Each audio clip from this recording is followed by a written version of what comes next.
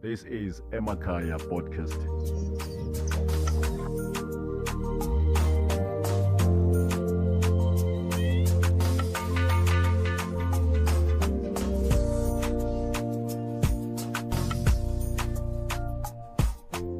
Mandizibuyisele kuwe igama lami ndingumphumzi Zuzo, wena unganibiza iVelatanci. Manikwamkele ndikubulise Emakhaya Podcast.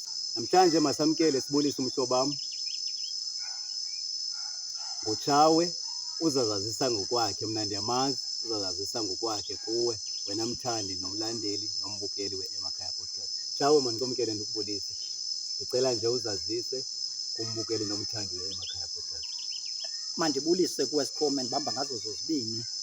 Lona ke uthetha apha nguChawe, ukhawuta umdange utshiwo umlawu ungcondo utugu urharhabe imbongo mthonyama.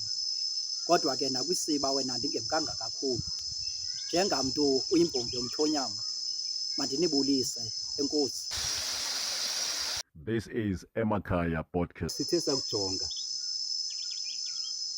nakawe simane sincokola apha singabantu abathanda uncokola singanqabelenanga. Ndafumaniseka into yobana ubudoda kuqala bulahlekile ngoku.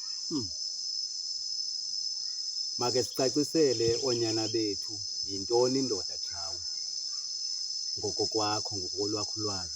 Ndingayanga kude mandiwagawule ndiwarhuqa mntakwethu.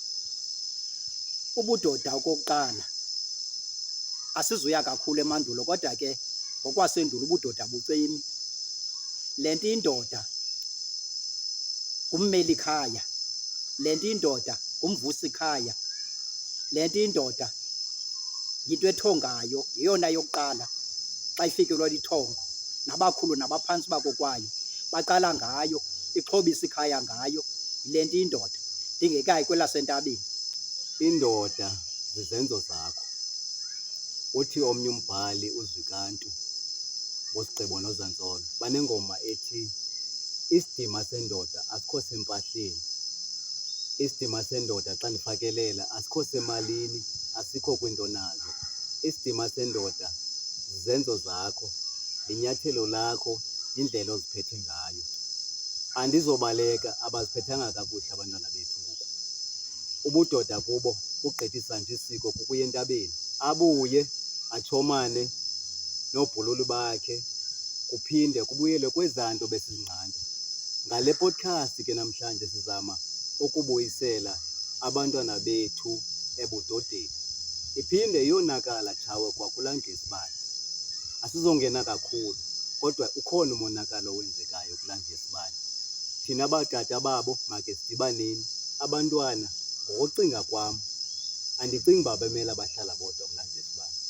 Kukwanjalo oku kuthethayo ndiyakubalula, unyanisekile ngolo hlobo. Bendithe andifuni kakhulu ukuba singene kakhulu, kodwa ke lo mba udlumzi, lo mba udla isintu ufuna thina sithi xa singamadoda esiXhosa sizazi zonke izinto zokuba abantwana xa baye entabeni bafika phaa entabeni banikwe isikolo sasentabeni. Ngabo ke baxhobela ubanika isikolo sasentabeni, kuba ngalaa mhla umntana athi akufika phakathi kwesigebenga sakhe, kuba ke ngoku ezaholuka zonke izinto zakhe sezixhotyiswe kwamva esesebukhwenkweni xa tshayelela indlela yobheka entabeni. Awufika ke ngoku entabeni sisikhona isikolo sapha ngaphakathi entabeni asifumana ngokwasentabeni esimxhobisela into yokuba azathi naxa phuma iva kwakule ndawo kuthiwa azange abheke, athi xa bheka phambili angabhekabheki.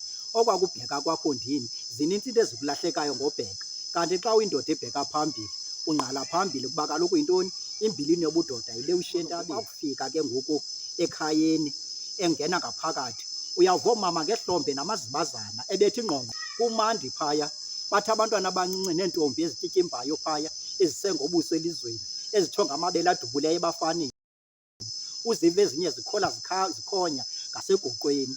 Bubumnandi nobuncwane ke ngoku bomgidi xa ibuya entabeni ikwekwe isindile, izonikwa isikolo ngokokutsha ezawuhlala ke ngoku phakathi kwawutata abakhulu nabafana abo ngokwekhabathiso ke ngoku lizigaba kwalapha ekuhlaleni.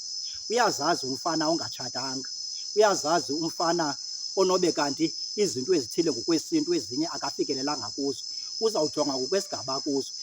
ngokokuzaba, ngokokuhlala, uba ngokwenkundla yokuhlala mna ndifanele ungena ngaphakathi nendlini, abafana bafanele uhlala ndawoni. Sawuthi ke ngokuba sibhacele ngokwamakhabathisi okuhlala, siqale ke ngosijonge into yokubana ikwekwe ibizawufunda ntoni. This is Emakhaya Podcast. Likhwelo kuthi bootata babantwana. Siphakameni, sivuke. Injongo zethu akogxeka isiXhosa okanye amasiko nezithethe ethu. Injongo zethu kukuvusa umzi-antu. Siyawubona uba usebuthongweni ulele. Mangonakali sikhona, masithetheni.